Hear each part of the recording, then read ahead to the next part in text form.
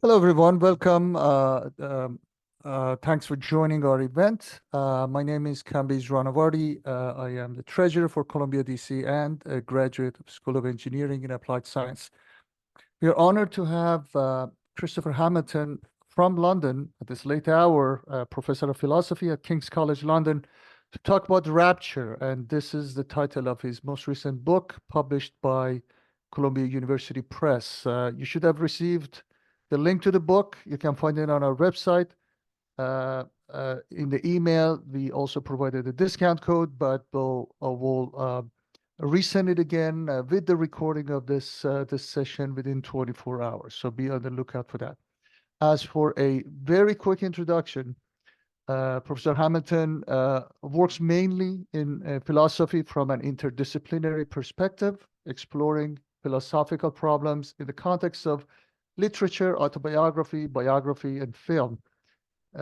He has published work in these areas and in ethics, philosophy of religion, and on Nietzsche and other thinkers. At present, currently he's working on questions of human vulnerability and woundedness, taking the writings of Primo Levi as a starting point. So with that, Christopher, sending it to you. Thank you very much indeed for that introduction. I hope everyone can hear and see me. Now's the moment to say if you can't. Okay, so I'm delighted to be here. It is indeed late here in London. It's 11 o'clock at night. So I hope that I won't flag, especially towards the end. I'll do my best not to. So what I intend to do is to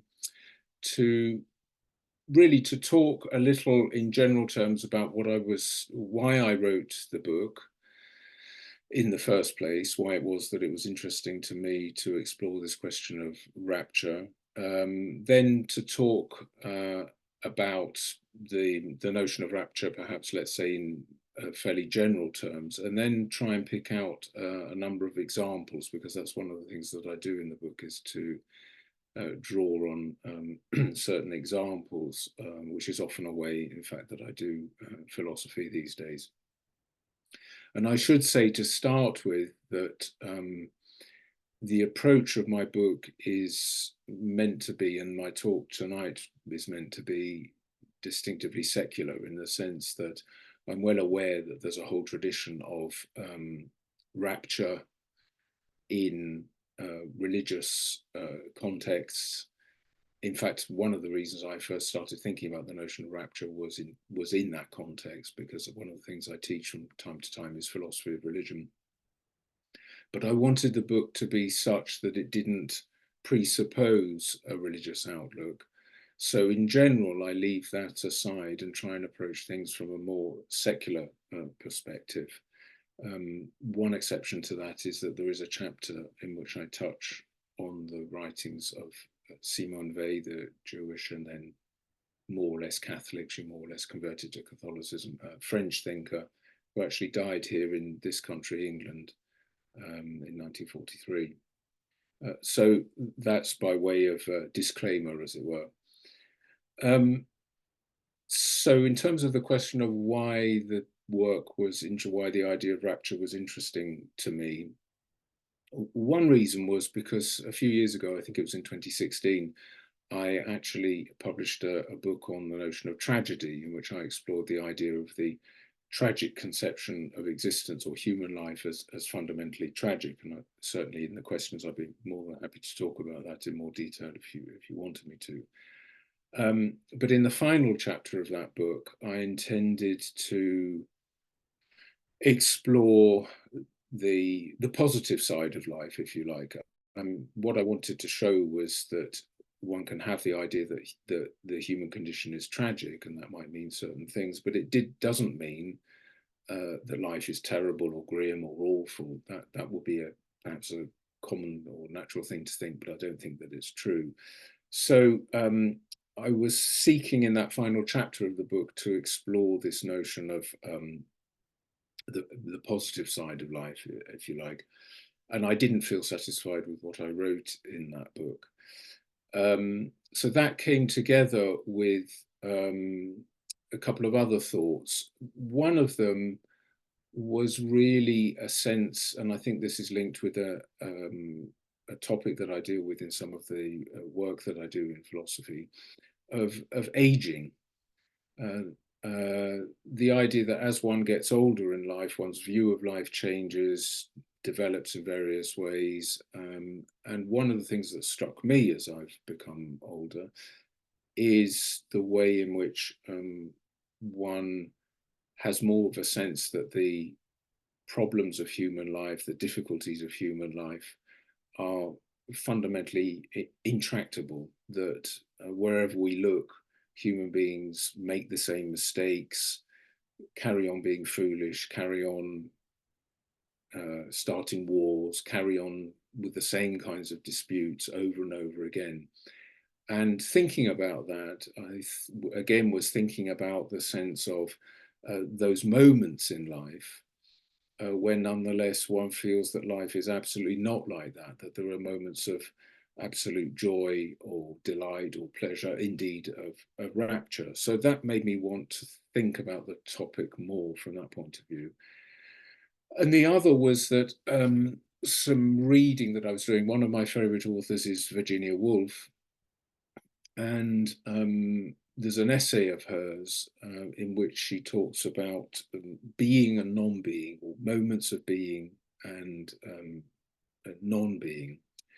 And what she means by that is that most of human life is taken up with simply banal activities. You know, you wake up in the morning and you make your breakfast, or and then have a shower or whatever, and you need to go shopping, and maybe you're looking after the kids and taking them to school, and then you go out to go to work, and you think about whether you need to do some shopping, and so on and so forth. Most of our life is taken up with really quite banal activities. And Virginia Woolf describes this actually as a non-being. She says, in fact, that most of our life is spent wrapped up in cotton wool. She doesn't mean that in a positive sense. She means it in the sense that we're just going through the routine of these banal activities. So I was thinking about that, and thinking about the fact that she also describes certain moments of being. She calls them moments of being, moments in which we feel, as it were, released into something else, a sense of the fullness of existence or the richness of existence. And the word that she actually uses in that context is rapture. So I was thinking, on the one hand, about this notion, the notion of the tragic condition of human life. I was thinking also about this sense of human foolishness, the way as one gets older, one feels a sense that humans go on and on making the same mistakes. And at the same time, this sense of the ordinariness, the banality of everyday existence. And that made me want to look at these moments of rapture, these moments where, as it were, as Virginia Woolf says, one has a sense of being, that things come together, things open up, one has a sense of this really is a moment, as it were, that makes life worth living. And that was my first thought about the notion of rapture. And with that, the sense that these moments come with the idea of, or the experience of, a kind of freedom, a kind of openness. So that was one way into the topic. And in fact, Virginia Woolf, giving an example of this notion of rapture, the example that she gives at this point in her writings is of getting things just right in her writing. That perhaps having struggled to describe a character or a situation, or find the right words to explore some issue, suddenly things come together. And she actually says that it's the greatest sense of rapture that she has, this suddenly the way the things fit together and work, and she's aware of herself of having done this. It's a kind of sense of completion. So that started me thinking, and at the same time I was reflecting on what no doubt maybe has occurred to many people already who are listening right now, which is that, of course, a central experience of rapture in human life is sexual love. And I was thinking about this in particular in the context of the poetry of and some of the letters of John Keats, the English poet John Keats, for whom sexual love was the absolutely the crown of our pleasures. So I started to think in those terms, and I was wondering what it was, if anything, that linked the sense of rapture that Keats was offering there in the experience of sexual love on the one hand, and the seemingly very different example from Virginia Woolf. And I began to think that really the interesting similarity between those cases, of course, in many ways they're very different, no one should deny that, but the interesting similarity between them is the way in which they are experiences that take one completely out of oneself. Virginia Woolf there with her writing talks about moments of being completely absorbed in the writing, lost in it, and yet at the same time returns to herself, the sense of her self as having achieved this moment of organization of thoughts, of organization of writing. And that struck me as a really interesting thing, because it seemed to me also that this was something that Keats was getting at with his idea about sexual love, that being lost in sexual love has a similar structure. There's the sense of being lost in the other person, completely attentive to the other person, and yet aware of oneself, of course, as being engaged in this marvelous experience. So I began to think that this was perhaps a helpful way to think about the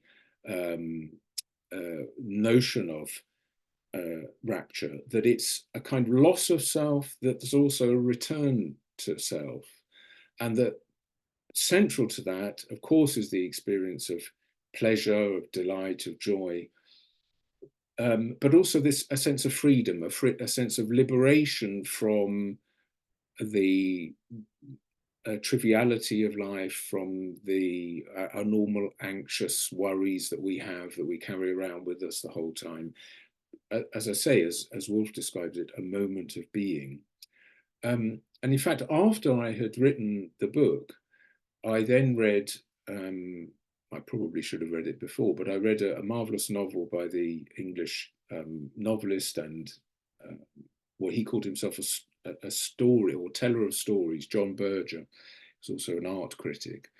A novel of his from 1972, I think it is, which is simply entitled G, the letter G.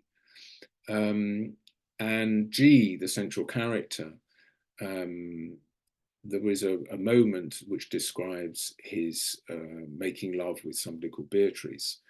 And John Berger describes it in the following terms, and I quote, "Her difference from him acts like a mirror. Whatever he notices or dwells upon in her increases his consciousness of himself without his attention shifting from her." And I was pleased in a way to come across that remark in Berger's novel, precisely because it actually articulated the thought that I had then been writing about in the book on Rapture, which is coming out, I think, just about now. So that gave me a sense that, you know, this was a helpful way to think about the notion, this sense of loss of oneself that is a return to oneself, and the sense of freedom and a kind of opening out. That's a point of departure. It's not meant, of course, in any way to be a definition, and I'll probably come back to this issue in a moment. Some philosophers, certainly a traditional philosophical aim or part of the philosophical enterprise in certain contexts, to try and offer definitions of certain kinds of concepts. That's not what I'm attempting to do. I'm just simply trying to start with an intuitive understanding, described more or less in philosophical terms, and then see where that would lead one. And so it's important for me, therefore, to say that whilst I've described a case or a structure, if you like, of the notion of rapture that involves the idea of pleasure, the idea of delight, the idea of joy, of course, there can be examples where something else seemingly contradictory comes in. Indeed, even in the case, even a certain kind of fear or danger, or possibly something painful. And what I have in mind here is, for example, something that comes up in one of Werner Herzog's films, a German film director who actually for many years now, I think, has been living in the United States. And it's in a film of his from the early 1970s called The Great Ecstasy of the Woodcarver Steiner. In fact, actually, in the film, Herzog is not particularly interested in the fact that Steiner was a woodcarver. He's interested in the fact that Steiner is a ski jumper or ski flyer, going extraordinarily long distances off the ski ramp and experiencing, I mean, that's part of the point of the film that Herzog has made, experiencing intense moments of rapture. I mean, that's completely clear when one watches the film that this is what's going on.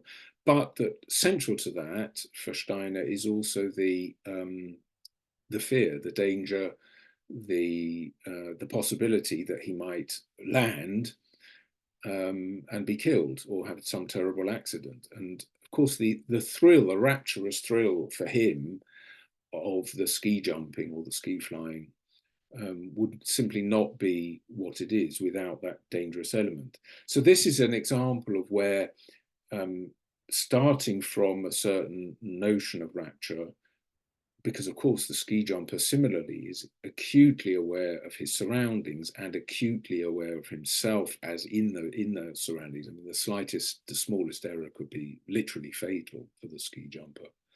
And of course there is a very powerful image there of freedom in the flying. So this is an example where one would have to add in a notion of danger and say, okay, so we start with a notion of rapture in the way that I described, but then we see that there are cases where this dangerous or the element of danger or potential danger comes in. So that will be a way of developing the thought further, starting from that particular base or basis. And I may come back to Herzog a bit later, because I do have a chapter in the book looking at some of his films. So these are what one might think of as moments of rapture. These are moments in a life which one might think of as rapturous, this kind of moment that Virginia Woolf describes, Keats' notion of sexual love, Herzog's ski jumper. These are moments in a life. But I do also think that one can take that notion and expand it further to think about the idea of a life lived in the spirit of rapture. And I think it is in fact the case that we do come across certain people either in our ordinary everyday lives, or we come across them in films or novels, or we read biographies and so on, in which we have a sense that somebody's whole life is lived, as one might put it, in the spirit of rapture. Now, this, of course, doesn't mean that every single moment in that person's life is rapturous. There may well be plenty of times that are not like that at all. But that somehow or other one gets the sense that the spirit of the life, the way the life, the color, if you like, of the life, the tone of the life, or even what George Orwell calls, in the context of certain literary criticism, the mental atmosphere of a life, is one of rapture. And one might give a number of examples there. I remember reading a biography of the English painter Francis Bacon, and having an acute sense of his whole life being lived with this kind of extraordinary intensity, extraordinary capacity to take life by the scruff of the neck and live with intensity and live with intense desire. And that he might well be thought of as somebody who lived a life in the spirit of rapture, almost a kind of I'm going to say something about Nietzsche, but Nietzsche, the great 19th century German philosopher, talked about the idea of living in a squandering spirit, and certainly Francis Bacon seemed to live that kind of life. Or again, I might have in mind someone like D.H. Lawrence, who I think similarly, though his life was in many ways painful, and indeed he died of tuberculosis, again lived life with a kind of extraordinary intensity, and I would say again in this kind of spirit of rapture. So there we move to more general cases where we're looking at, as it were, at the spirit or the tone of a whole person's life. And in fact, in the book, the example that I look at in most detail is that of the high wire walker Philippe Petit, who again is obviously French given the name, but he's lived for a long time in the United States. And he's most famous for a walk that he did, a high wire walk between the now destroyed towers of the World Trade Center in New York. This was done in 1974. Of course, it was entirely illegal. It took him years to plan the escapade with a whole team of friends helping him, because they had to find a way to get into the towers and get the wire across between the two towers and so on. So he needed a whole team of helpers. And Philippe Petit did this absolutely extraordinary walk. He spent, I think, nearly an hour on the wire with no safety harness or net or anything at all. It's absolutely hair-raising to look at it, because one can look at it in a film, a documentary film entitled Man on Wire, which I would very much recommend if you haven't seen it. I think you would enjoy it. It's an extraordinary exploration of this whole project. And he is an example, I would say, of somebody, again, who lived in the whole of his life is lived in a kind of spirit of rapture. He talks about living life on the edge of life. He talks about the importance of not taping oneself to any particular ideas or thoughts, continually to be trying to challenge oneself, to be, as it were, discontent with oneself, almost, as it were, so to speak, ashamed of oneself for not challenging oneself. And he, I think, still lives a whole life in this kind of extraordinary spirit of rapture. And I think those who have come across him, I mean, I've only come across him in films, and one can see some videos that he's made and got interviews and so on the internet. There's a kind of extraordinary sense of that one can feel invigorated just by being in his presence, even through the internet. There's being in his presence, because there's something so tremendously powerful and exciting about the way in which he challenged himself to live. And indeed, one part of this, and he makes this clear in some of the books that he's written, is like the ski jumper, the extraordinary attention to the world around him, including when he's doing the high wire walk, but of himself as doing this. And one part of this is an extraordinarily lyrical attitude that he has towards the wire itself. He talks about the materiality of the wire and coming to love the wire and knowing the wire in a way that's absolutely extraordinary, and gives that very strong sense of going out towards the world, and then, as it were, coming back to himself. So that he would be a good example, I think, of this kind of experience. And I should say at this point also that while I was doing some research on this, on Philippe Petit, I also came across a short book, an essay really, written by the French thinker, playwright, novelist Jean Genet, who himself lived an extraordinarily intense life. The first half of which was lived as really as a thief and as a rent boy, and he was often in prison, and then he just turned extraordinarily into this amazing writer. He started writing while he was in prison, and at one point he in fact was in a relationship with a high wire walker, to whom he dedicated this essay, and the essay picks up actually implicitly on many of the themes that one finds also in the work of Philippe Petit. This sense of that the wire itself almost becomes the object of a kind of rapturous gaze on the part of the audience. So it's very interesting to see that these people, who obviously didn't know each other in any way, but come together in a kind of rapturous attention to themselves and to the world through the same kinds of activities. So I shall come on to a couple of other examples because I think that might be helpful. But I want to say also something for those who might find this interesting about the methodology of the book that I've written, because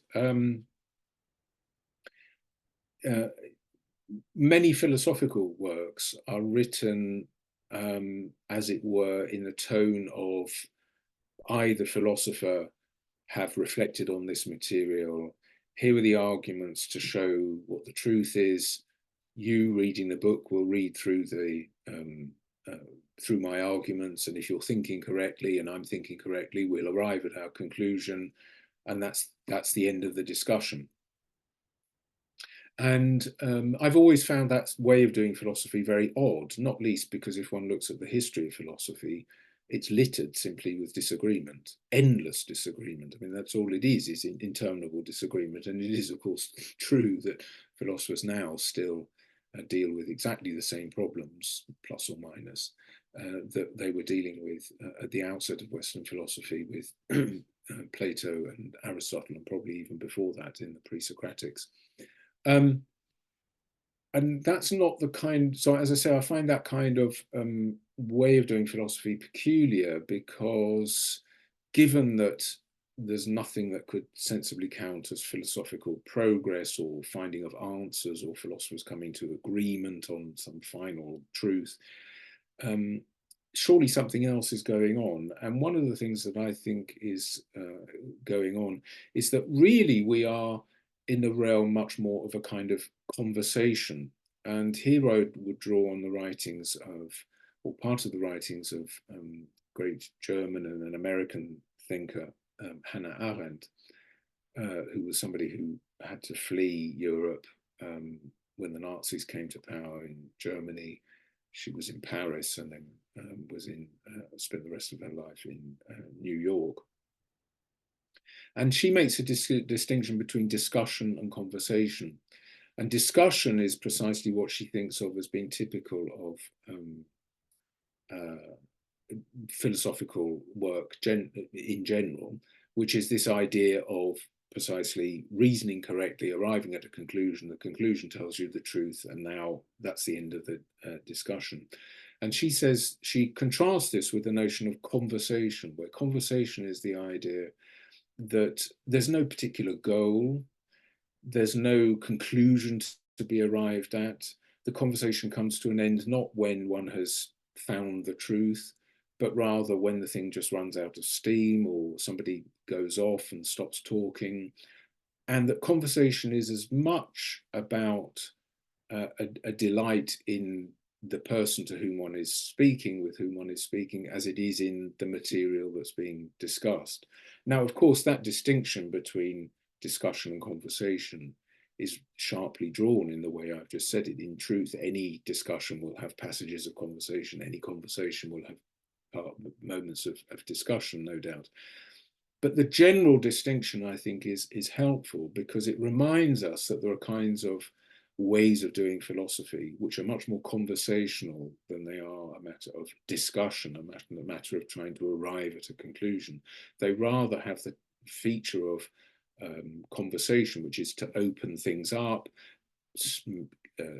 give suggestions, try and develop ideas in a way that leaves room for other people to come in and enter the conversation. And that may sound very abstract, but the model, or for me, the philosopher who does that the most or the best is the great 16th century French Renaissance thinker Michel de Montaigne, whose essays are exactly that, essays. They're attempts. He, as I'm sure you know, retired from public life at a certain point.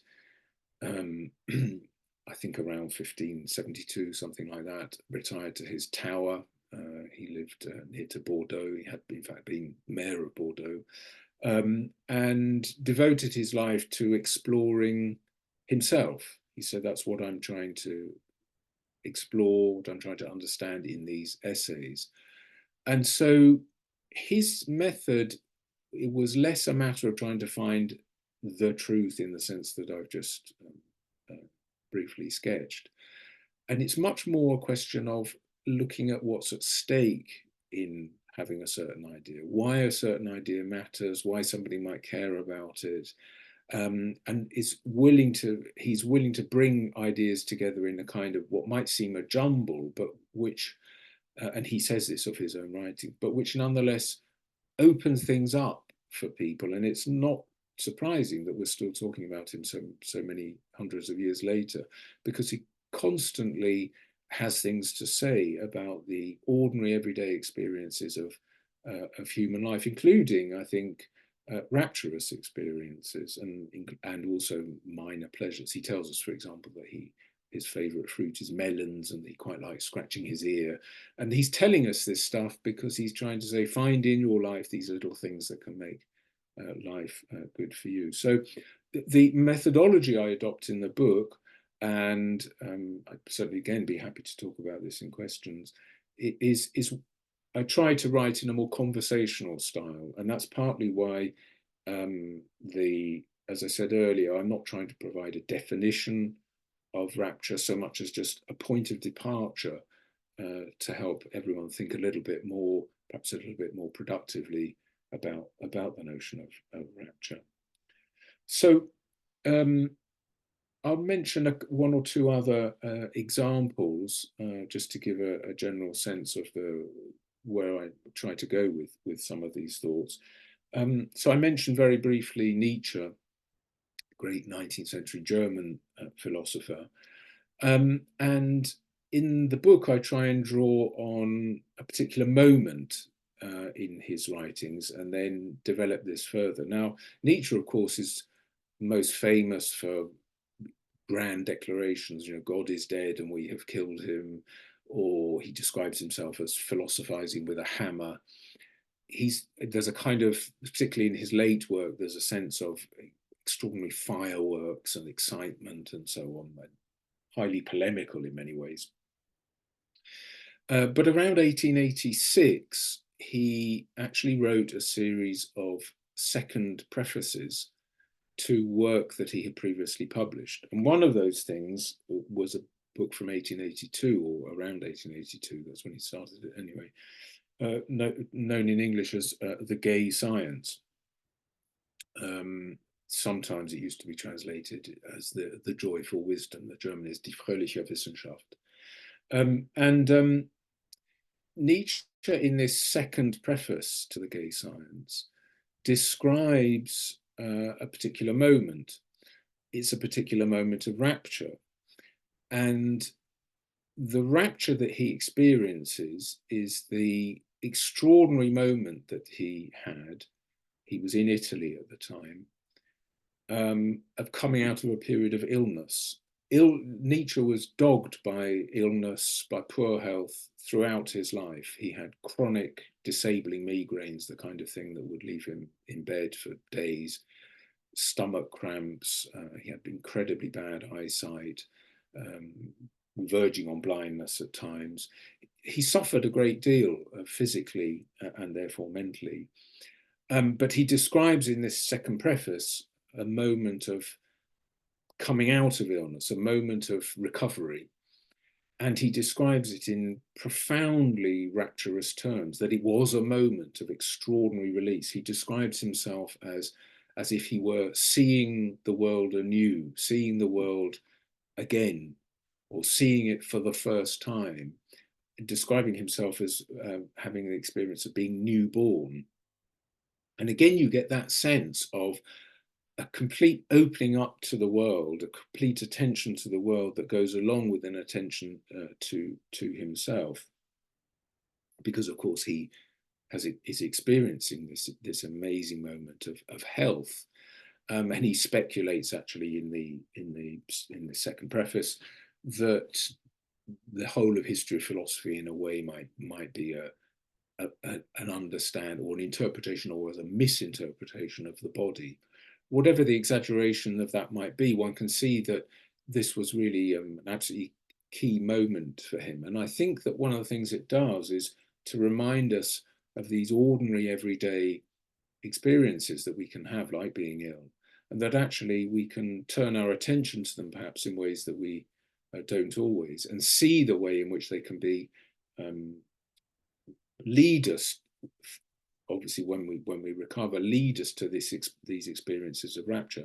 And oddly enough, there is an essay by Virginia Woolf simply called On Being Ill, which parallels Nietzsche's writing and talks about the profundity of the experience of illness and the way in which it obviously, if it's not too grave, can open up and then lead in health to a sense of the world, a wider sense, a deeper sense of the world. And this led Nietzsche, I think, to a much undervalued aspect of his philosophy, which is the notion of attention to small things. So Nietzsche, as I say, he's known for philosophizing with a hammer and so on.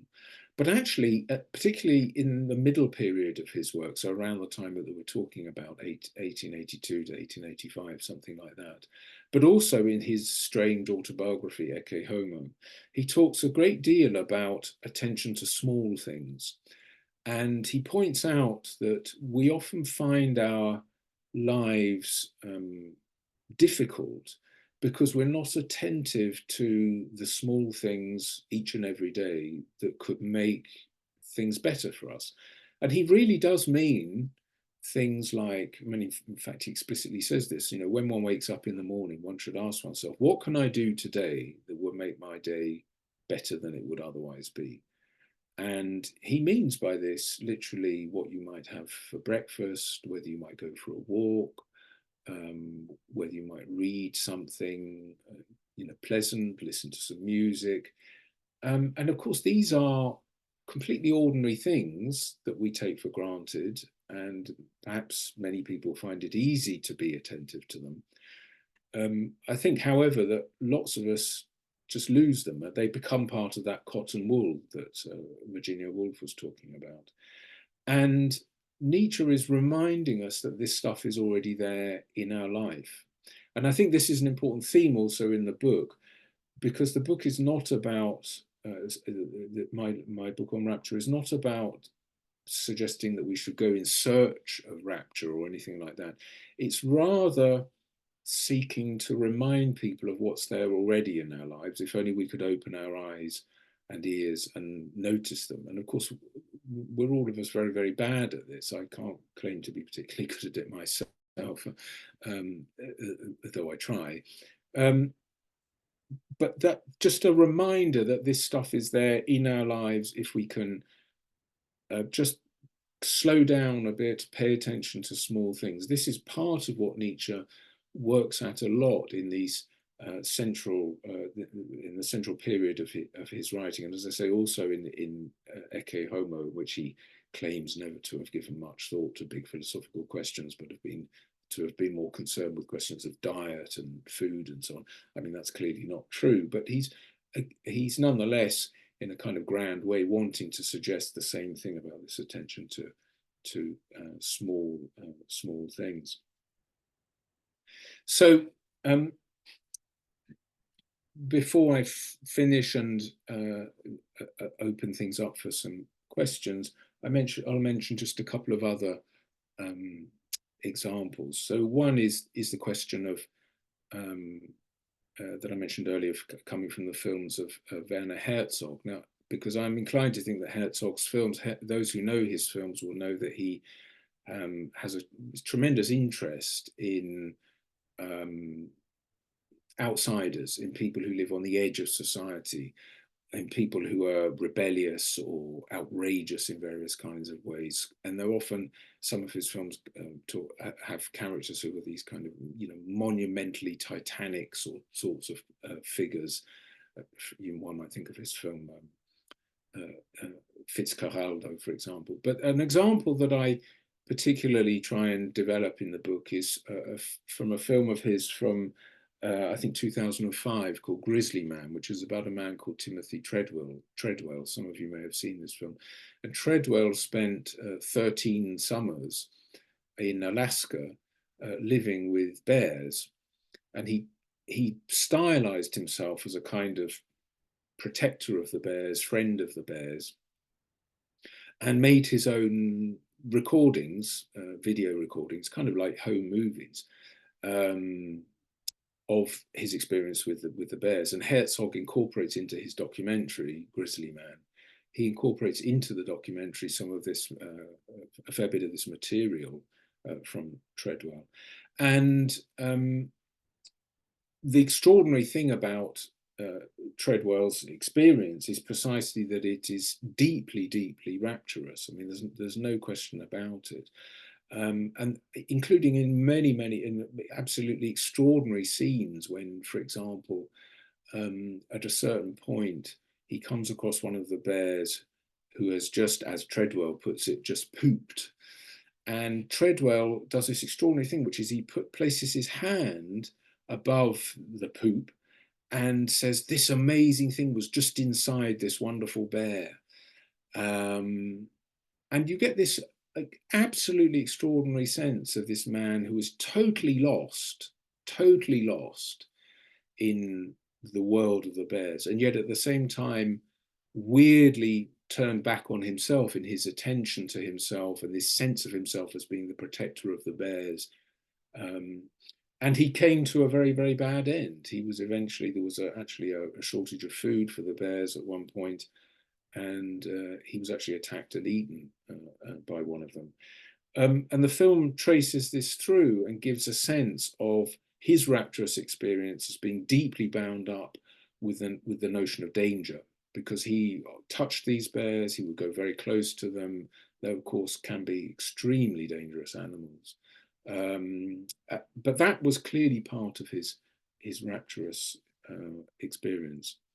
And I'll just end for a couple of minutes with one other example, which is from the philosopher Jean-Jacques Rousseau, a very controversial figure in many ways, a very odd man. But at one point in around 1765, I think it was, he spent a few weeks on St. Peter's Island, in an island in Switzerland, near to Neuchâtel. And it was a period of, I think, about 6 weeks, something like that. And he experienced there a kind, well, he describes it explicitly as a kind of rapturous moment. And it was a moment of absolute peace and absolute quiet. He busied himself exploring the flora and fauna of the island, but he didn't otherwise do any reading. He often would spend an afternoon just lying in a boat, drifting across the lake, following the rhythms of the waves and so on. And he describes the whole of this in his Reveries of a Solitary Walker, he describes this as a moment of extraordinary rapture where his happiness was simply being happy to exist, that he didn't look for anything outside of himself, didn't look for anything elsewhere, didn't feel distracted in ways that, of course, human beings often do. And there's a kind of what we would call now mindfulness or meditative quality in Rousseau's experience, which again reminds us that that rapture, in the kind of way I've been trying to explore it, has also these very calm sides, along with the more exciting, as it were, sides that I've mentioned in the case of people like Philippe Petit and various others. So I shall stop there, having talked for about 3/4 of an hour, and open it up for any questions. Great, thank you so much. And thank you everyone for joining us this evening. My name is Miyako Yerk, and I'm the admin for the ColumbiaDC Regional Club. So we have a bunch of questions already coming in, and just a reminder, you can add them into the Q&A box and we will get to them now. So I'm going to start with one of the first ones that came in. And this person said, Julian Jaynes of Princeton theorized that the development of alphabet and the emergence of narrative in the left part of the brain around 3000 BC caused the cluttering of the mind away from the rapture humans experienced right side function regularly before it. And do you have any opinion on that? Well, I certainly have no opinion, in the sense that I have no particular research experience of that particular kind of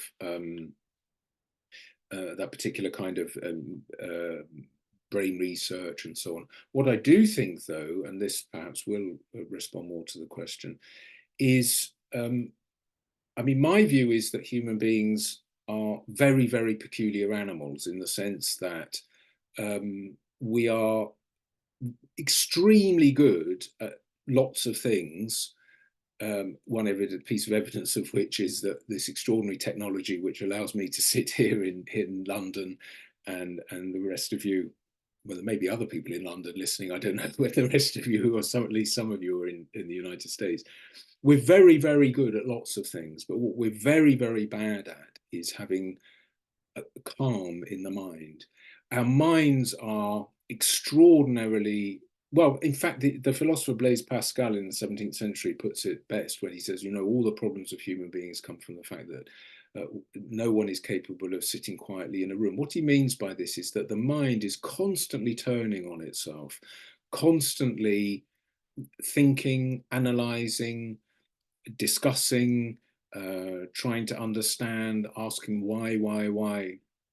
And that may be to do with a particular kind of development of the brain. I'm sure it does have something to do with that.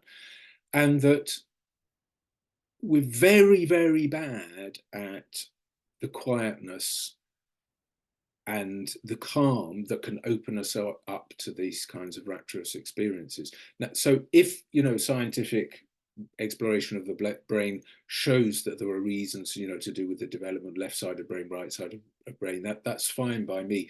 I think the philosophical side of it, which is in no sense in contradiction to that, quite the contrary, would be the kind of thing that one finds in Pascal, and that sense of the way in which human beings, in fact, as I've put it in some of the things I've written, are unbearable to themselves, by which I mean that kind of thing that Pascal has. The moment one stops and is not distracted, and there are no books, and there's no television, and there were no smartphones, and there were no people to talk to, and there were no newspapers, you're just on your own. That's a really, really hard thing. And it's probably to do with a lot of clutter in one side or both sides of the brains, which make it very, very difficult for us to be opened up to these things. And so we had a question that just the cities that we live in, with all of the interruptions that we have in kind of our urban lives, takes us away from kind of that calm and solitude and quiet moments, as opposed to somebody that maybe lives in a more rural area or a farmer. is there kind of a way to find those moments of peace and have that rapture in our type of environment? Or do you see that it is really more when you can separate yourself from all of the distractions that we have? Well, I think it is. I mean, I think it is true. I mean, it's certainly true that that humor. I mean, I think it's a thing that we're rediscovering now. I think one of the things about the Green Movement is it's reminding us of a thing which we already knew but which we'd forgotten, is how much we need light, sunlight, green spaces. We need air that's fresh.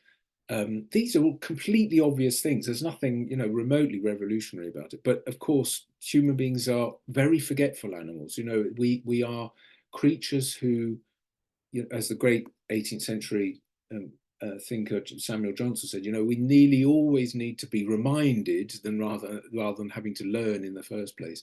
So yes, we do need those things.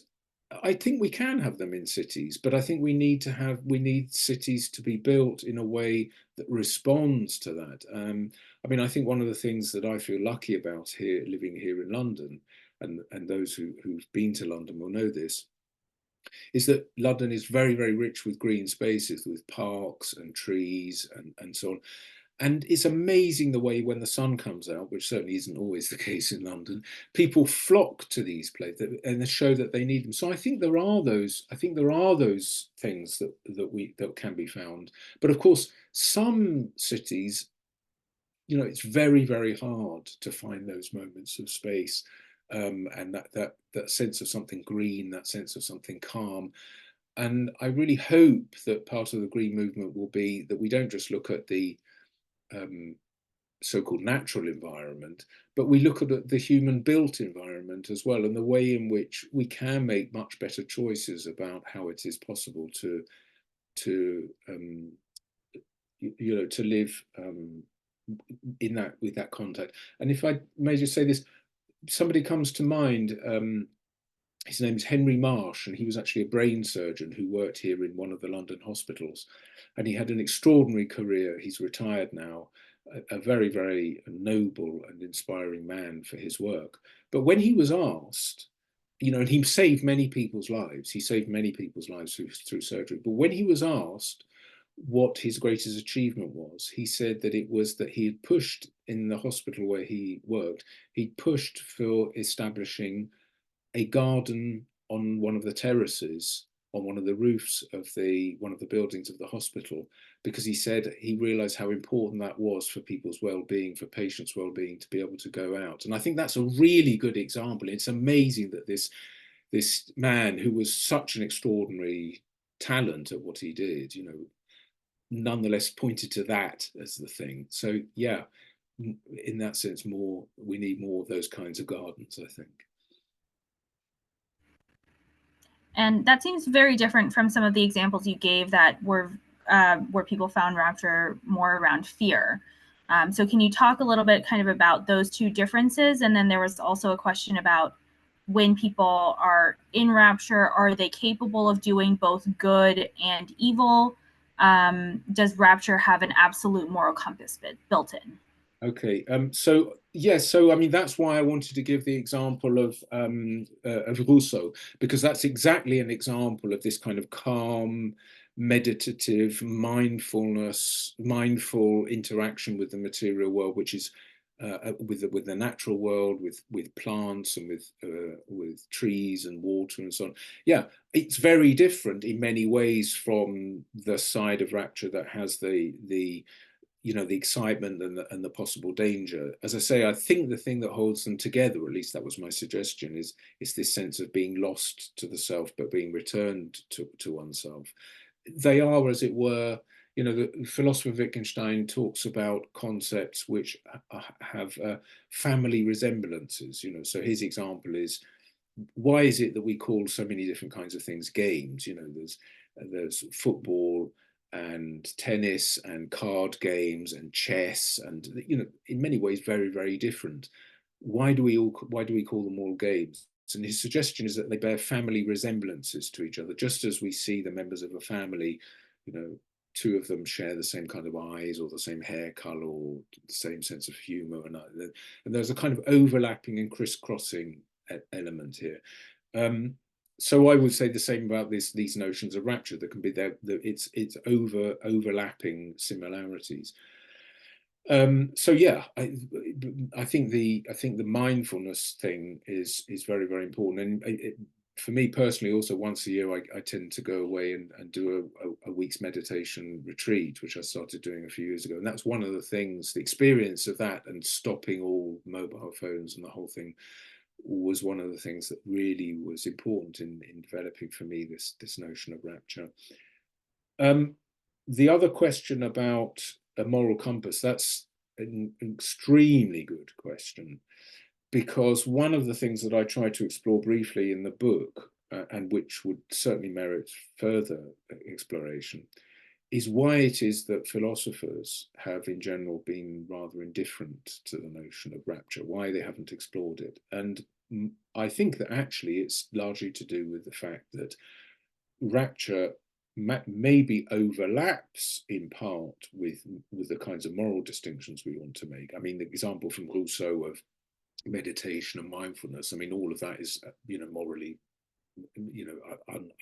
unquestionable. It's not problematic in any way. But I think there can be examples of rapture or people living in a spirit of rapture where precisely we would say that this isn't, in the narrow sense of moral,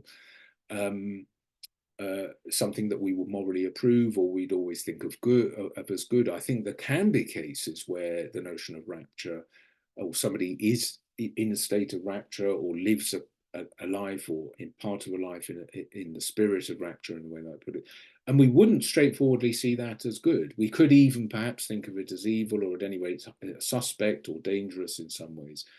And I think my view, I'm not quite sure what to say about that, in the sense that I don't want to say that the moral notions are not important.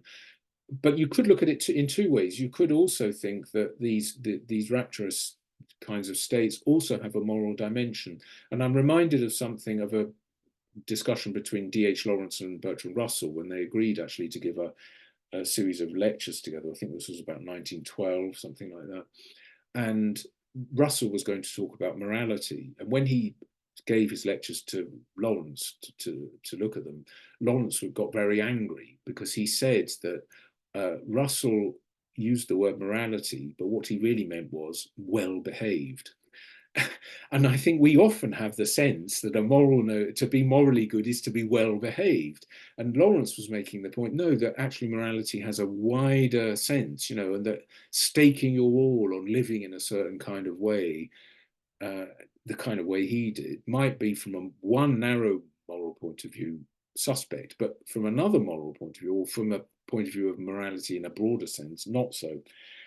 That doesn't answer the question, though, completely. I mean, I think that it just is the case that there can be rapturous states and people who live in a spirit of rapture where we might well want to say there's something morally suspect. And the question is, what, if anything, we do about what we think about that, and what, if anything, we do about it? My view is that it's not the job of a philosopher to legislate on that, just to try and understand what's going on. But other philosophers may disagree on that.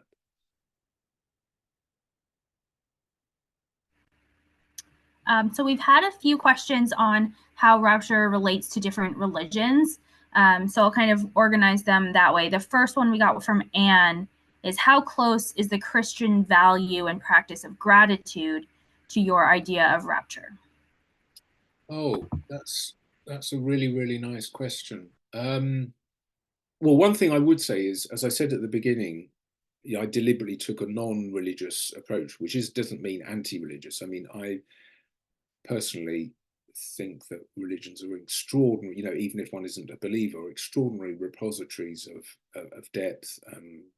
And also, of course, by the way, in connection with the previous question, also with violence, that nobody can deny that pretty much every religion that there's ever been has also got that connection too.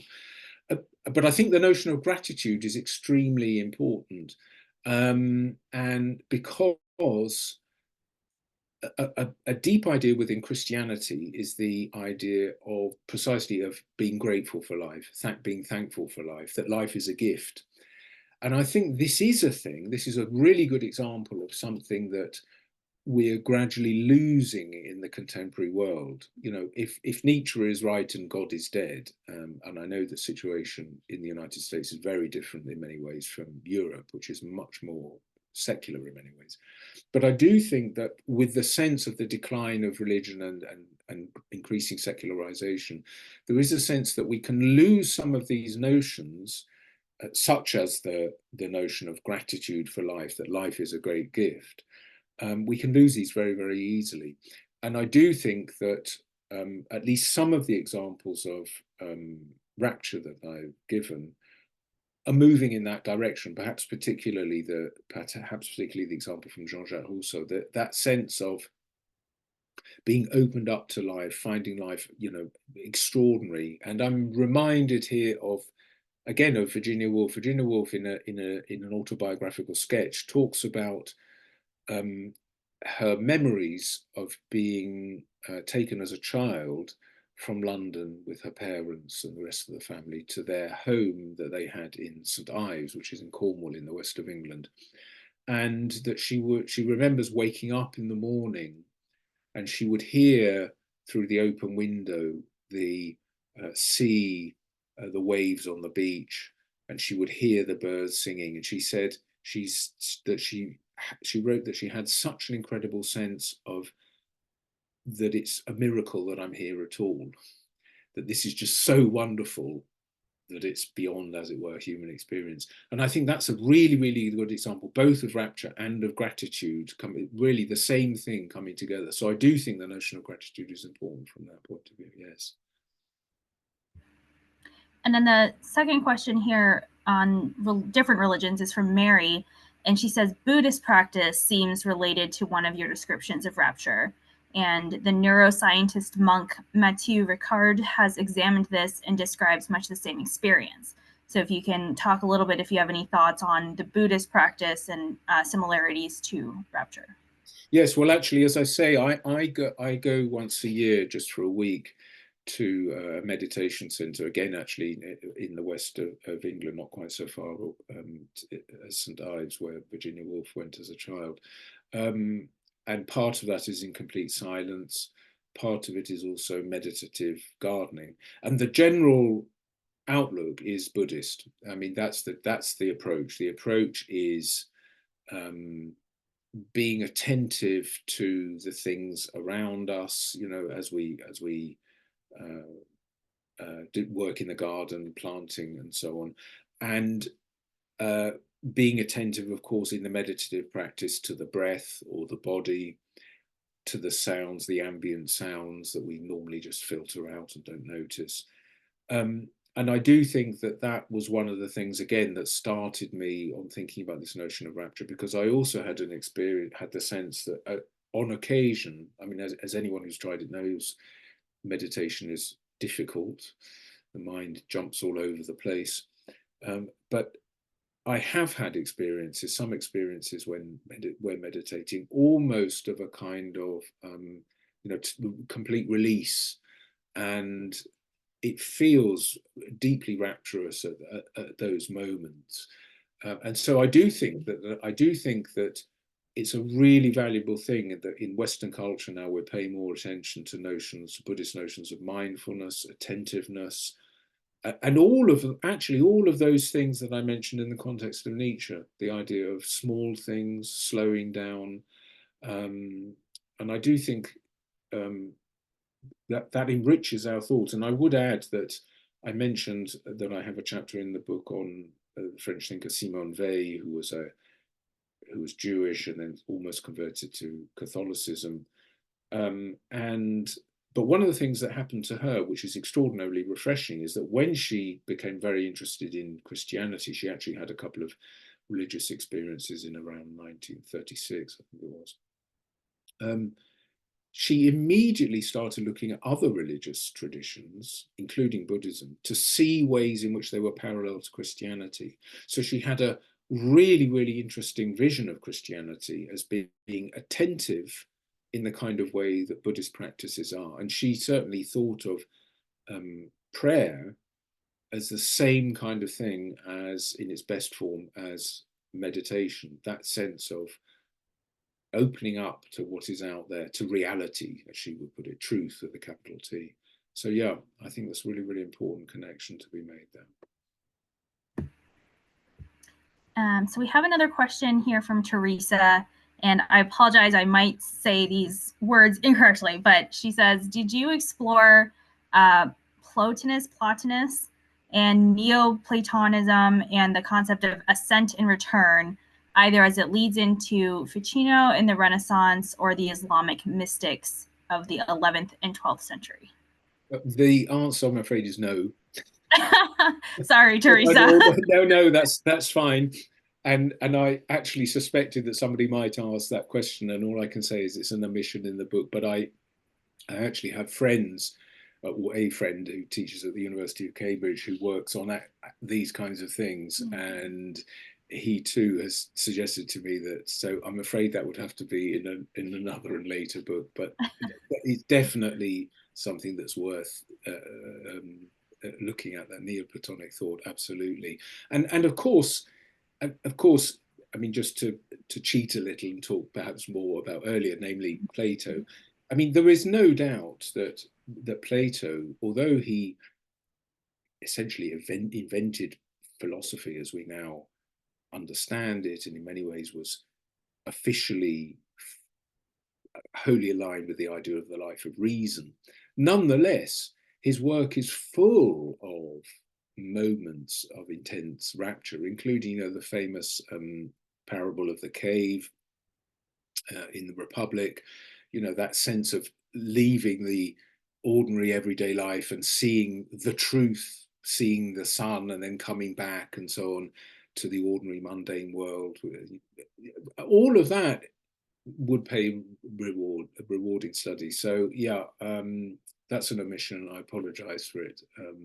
And whoever asked the question, I would say, go and write the book. It's why not? Well, Plato and the cave was definitely part of our core that we had to read at Columbia. So hopefully somebody out there can remember that as well. I'd be shocked if it weren't. So. So maybe we can take a very hard left turn here. And Ted asks, can someone reach rapture through psychedelic-like substances, such as LSD? And just, I had a friend that I knew from college who said he took mushrooms once and woke up and had that coming to awareness of realizing he was there in his bed, and then had fingers, was thinking and realizing. So that kind of idea you had talked about, but it was because of taking some kind of psychedelic substance. So can you talk about that? So, I mean, again, it's a really, really interesting question. And well, the probably the best source in philosophy for thinking about this is William James's book, The Varieties of Religious Experience, from 1902, which has at least one chapter on the whole notion of mysticism and mystic states. And essentially, although I don't think he uses the word rapture, that's certainly one of the themes. And one of the things he does, which is extraordinarily interesting, I mean, and this is partly because the book is subtitled A Study in Human Nature. One of the things he does is he tries to look at ordinary everyday experiences of rapture before even getting anywhere near, the great religious mystics of the Christian tradition or other religious traditions. So he talks about people who have an extraordinary sense of rapture on hearing certain words or lines of poetry, or minor experiences like, parallel perhaps to some of the small things that I was talking about earlier, or attention to small things, the sunlight, or suddenly being aware of a bird singing or something like that. So he has lots of these minor examples before getting to the great mystics, as it were. And one of those is the thing about alcohol and drugs. And William James is completely open to the idea that these could be forms of mystical or rapturous experience. I mean, he uses the word mystical, but essentially he's talking about rapture, and that they can indeed have as he puts it, authority over the person who experiences them. I mean, that's one of the themes of that section of the book, the sense that somebody who has these kinds of experiences, these experiences can be authoritative for him or her, though not necessarily for anyone else, since they're deeply first personal. So if William James is to be believed, then yes, indeed, alcohol or drugs could be something that one could think of as not simply, great fun or whatever it might be, but actually opening up at a dimension of experience parallel to or similar to the dimension of experience that gets opened up through more rigorous, mystic states. So, for example, Sufis and so on and so forth. Myself, I don't really know. I mean, I certainly wouldn't be closed to the idea, but I'm sure that William James would agree with me if I said, there's probably a difference between, there's drinking alcohol and there's drinking alcohol. Let's put it that way, and that probably some of these experiences can indeed be parallel and open things up, and some of them can just be great fun and not much else. And of course, if you drink too much, there's not much fun at all. But yeah. We will leave that research open to others to do for us. Absolutely. So we have a question now. A lot of these examples that you've given have been personal experiences or somebody going out and being more kind of solitude by themselves. But Donna says, is rapture communicable? So she's asking, what can you make of occasions where people are being enraptured by contagion, either in a theater or a stadium? Could be religious with revivals, but maybe just like a rock concert. So is crowd rupture a thing? Is it different from hysteria? And then we had another question: is it just different from awe? Yeah. So absolutely. I mean, it's a very, very good observation, because I did deliberately in the book not explore these questions of rapture in a crowd, but I certainly do think that there's an extraordinary experience that human beings can have, which is that their being together can be, the sum is more than all the individual parts put together. The sense that some kind of extraordinary mood takes hold of people, and this can be something very, very good and very, very positive, as in the example of a theatre or a concert, and that can be also, I mean, one is perhaps likely to think of a rock concert or something like that, with people dancing and so on. But I think it's also the case in classical music. There's the extraordinary sense of the absolute silence that is there often in a classical music concert, also has a kind of strangely communal, rapturous sense of absorption in the material. So I think that's absolutely right.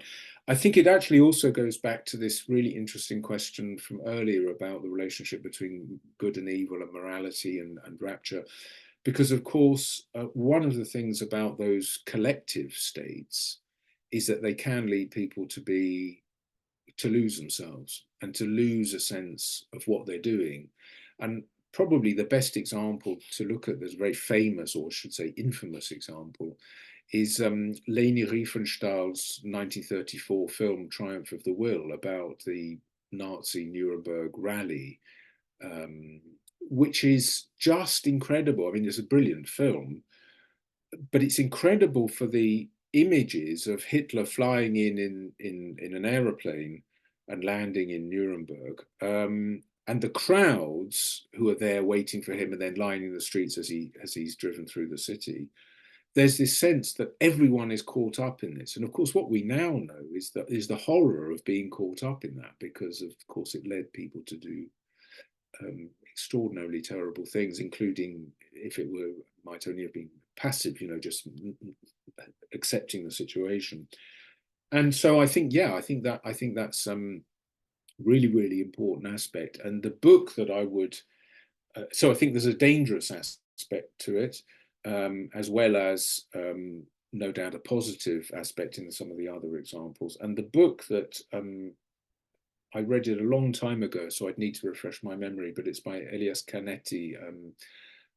It's called Crowds and Power, which is an exploration, again, of this kind of sense of contagion, a sort of rapturous contagion, you know, for good or ill, for good or evil, that can take over people. And I do think we've probably become more skeptical about that than people were in the past. But certainly religious worship would be in many ways utterly different without that sense. And of course, there were, you know, I have a friend who's witnessed people speaking in tongues en masse, you know, that kind of thing.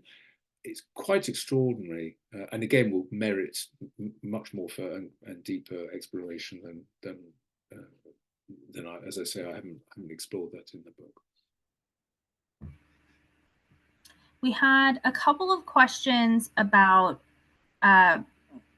possible physiological correlations to rapture. So Jennifer asked if you've explored that at all and how it relates and or awe and ecstasy. And then we had another question that said many long distance runners, for example, you know, go out to do their marathon or do their run. They're not seeking rapture, but they do experience it at times. And it, you know, obviously is partially endorphins, but that you're experiencing it without necessarily going out to seek it.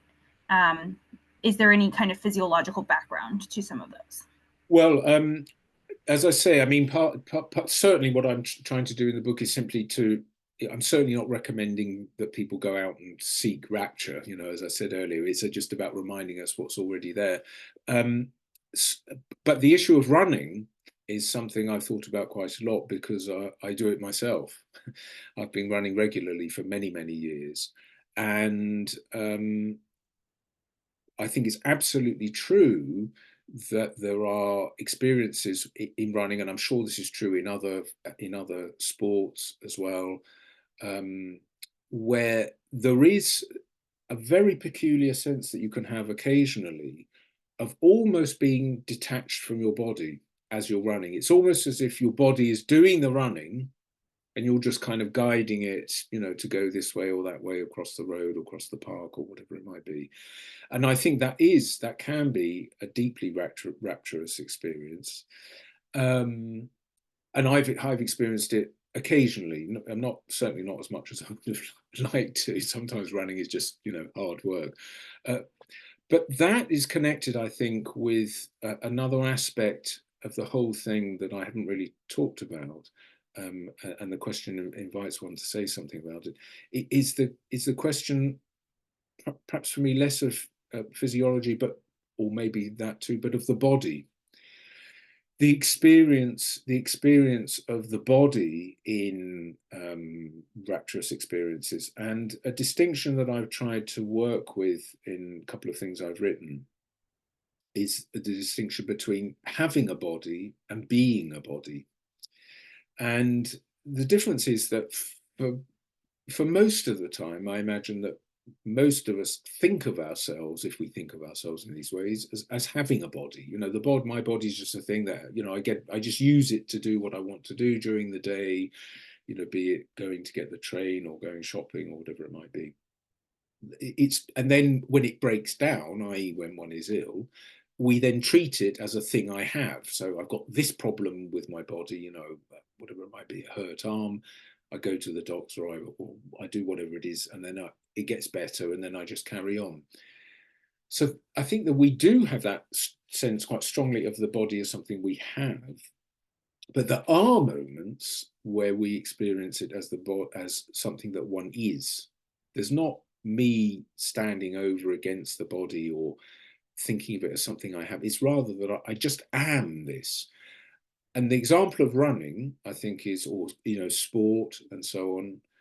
I think that's a good example of that. And of course, it's there also in the example I was giving of sexual love at the beginning. I think it's actually also there in certain kinds of illness. You know, with the Virginia Woolf essay on being ill, that's about having the sense, all of a sudden, I am my body. This is completely at one with me. I'm not set over against it. And that certainly has in many ways physiological bases. But I would put it in terms of that experience of the body, the phenomenology, as a philosopher would put it, the felt experience of the body. And I think that actually, if we're more attentive than we usually are, we can see there are plenty of experiences like that that we can have, that we do have without really noticing them. So I think it's a really, really interesting and important point. And the best book I know on this, strange book in many ways, but it's by a French philosopher called Michel Serres, and it's called The Five Senses. And there, for example, he gives an example of a football match. He has in mind, I should say, a soccer match for American listeners, and he has this. He says, where is the soul of the football players? And he says, actually, the soul is in the ball. That the whole mechanism of the game is around the ball. The players are at one with the ball. Their soul is in there, which is, of course, another way of saying that their body is in there. And he gives another example of an acrobat on a on a trapeze or something like that. And that sense, I think, of the being totally at one with the body is, I think, a deeply rapturous experience. And I think it's also part of our delight when we watch people engaging in these sports and we see somebody, completely, some extraordinary athlete or dancer or something like that. And we realize it's not just that we couldn't do it. We just see there's some human possibility there, which is really being fulfilled.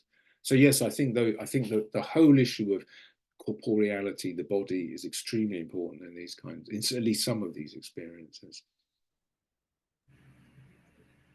And maybe one last question we had was that a lot of the examples you gave were of men. There was some, Virginia Woolf as one, but did you notice any gender similarities or differences in seeking the experience of rapture, or how they might reflect on it between men and women? And do you have any more examples from women?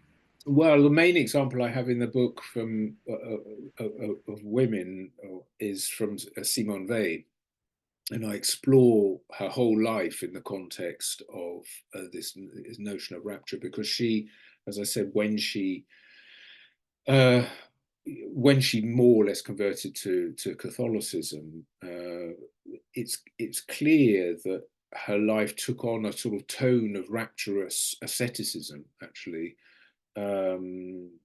which she called, in her terminology, detachment. And that's extraordinarily interesting. I did talk also about Virginia Woolf, but it's true that most of the examples I gave, and that was just by coincidence, most of the examples I gave and do give in the book are examples from men. That is simply, it shows nothing in particular other than that I just happen to alight upon them. I certainly do think that it would be really, really interesting to explore in further detail these kinds of differences. I would have liked, so there's a really extraordinarily interesting, what she wrote in Portuguese, novelist called Clarice Lispector, extraordinary name. Some people may know her work, but her work is absolutely full of experiences of rapture, and written from a female perspective, written from a woman's perspective, including questions of the differences between male and female aging, the differences experience, because I think that's one of the things I've worked on in the philosophy that I do is the experience of aging, but one side of it that I would like to look at more is the differences between men and women from that point of view. I just felt that my understanding of Lispector was too raw for me to say anything particularly helpful. And I do actually have a clear section in the book where I invite the reader to think about these other possibilities, because I would like that's a lacuna in the book, and I would like to bring in some of those other things, particularly from a female perspective, because I do think there probably are differences, subtle differences. So apart from the Weil and the Woolf, and of course, I mean, ironically, the other person, as I said, who was very, very important for the whole methodology of the book is Hannah Arendt. But I don't talk about her from a particular. I talk about her from that point of view rather than the point of view of rapture. So yeah, that too would be worth exploring. Question. Well, we are just about up on time, and I want to thank you again. I know it's after midnight for you, yes, but is. we really appreciate you taking your time and answering so many of our questions. In the last kind of 5 minutes, I'm hoping if we had a question, what are some good examples of mentality that we can do to be more present and have that, this is from Takashi, says ikigai, which is the reason for being, kind of in our ordinary lives. So maybe something we can do.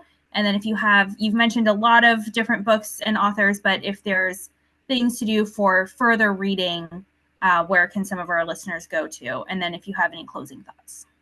Okay, well, so I think this will come as absolutely no surprise whatsoever to anyone, but I certainly think one of the things that we could do, all of us, is get away from technology. I think that is one of the things that distracts us constantly from paying attention to the ordinary experiences of our lives. I think it's built into smartphones and television. When this may surprise people in the United States, but when I was growing up as a boy, there were 3 channels on the television. That was it. There was nothing else, and there were no smartphones and there were no computers. And it's not a question of whether it was better or worse. It's a question of the fact that a lot of this stuff is terribly, terribly distracting, and it's meant to be. You look up something on YouTube and then you get 1,000 recommendations for something else. So I do think slowing down from that point of view is one really important thing. I think the point that Nietzsche makes, when you wake up in the morning, just try and think, what can you do just to make this day a bit nicer than it would otherwise be. I think that's a really, really important thing. I personally find meditation helpful. I'm not always very good at it. I sometimes find that I get distracted and so on, but I certainly think that helps. And I think just being really interested in other people's ideas and thoughts is so important. And we, all of us, without exception, some more than others for sure, but we, all of us, have a strong tendency to think we have the answers, to think we know how things are. And if I've learned anything from over 30 years of doing philosophy, it's that I know a hell of a lot less than I thought I did. And I sometimes say to my students, you're all confused, you're young people, you're confused, and you don't know about life, and I give you some reading to do and you don't understand a word of it. And I say, but the point of philosophy is not to get rid of the confusion, it's to make the confusion productive, by which I mean being able to do something with it. So it's not a question of I now have the answers or now things are clear to me, but that one can turn that confusion to a sense of these things are important and worth paying attention to, and these other things less so. I can now see, to use a phrase I used earlier, what's at stake in thinking about these things from this point of view or that point of view. So I would say a kind of skepticism, and I actually have a chapter in the book. I haven't mentioned him at all this evening, but on the French painter Pierre Bonnard, and the chapter has the word skepticism in it, the idea of trying to be skeptical about, I don't really know, this is the best I can hazard, I've thought about it, but I'm not sure. So, and I think, the ancient Greek philosophers had the school of skeptics had the idea of ataraxia, the idea of a kind of calmness of spirit, which came from a kind of skeptical thing. It's, as soon as you think you know something, you want everyone to agree with you.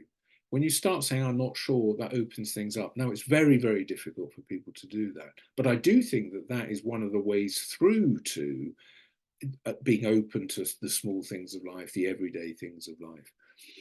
In terms of writers, well, I've mentioned many, many writers, but I will pick out 2 whom I've not mentioned. One I have mentioned briefly, and that's Samuel Johnson from the 18th century. He's famous, of course, for writing an early English dictionary. It was an extraordinary piece of work. But he also wrote, he was a man who suffered a lot. He had what we would now call Tourette's syndrome. He was full of pain and suffering in his life. But he turned it to account. He made the confusion productive, if you like, in lots and lots of essays, which he published under the titles of The Rambler, The Idler, and The Adventurer, because these were ways he saw his own life. And I would say that these are wonderful pieces of reading. And I've certainly, at times in my life, when I've wanted to be reminded of important things, have found him helpful. The other is, I think, an endlessly inspiring writer is Primo Levi, the Italian chemist who was an Auschwitz survivor, whose writing is just so full of a kind of gentle, reasonable openness to others, despite everything, or perhaps even because of everything he went through, that it's just kind of endlessly inspiring for reminding oneself about slowing down. So the book of his that would come to mind, which is probably less well known than some of the others, is called The Periodic Table, which is a book, a kind of autobiography based around the elements of the periodic table. And it's just wonderfully written. And it just opens one's eyes up to things. You know, there's a chapter in which he discusses paint and the properties of paint. And it's just lovely. It just makes one think, gosh, I haven't thought of that before. So those would be two people I would recommend as final suggestions. Great. Well, we are at time, so I want to just thank you again. We did record this event, and we will share the recording tomorrow, as well as a link to your book, again, with the discount. And just any last closing thoughts from you? Again, thank you so much from our side. Well, I would just like to say thank you to all of you. It's been a real, despite the fact that it's now midnight here in London, it's been a real pleasure. And the questions have been fabulous. And I apologize for those I couldn't answer very well. But then that's as it should be in a way. And I thank you for all of the questions and for your interest in the topic and being willing to come along. So I've enjoyed it very much. Thank you. Great. Thank you so much, everyone, and have a great night. Thank you.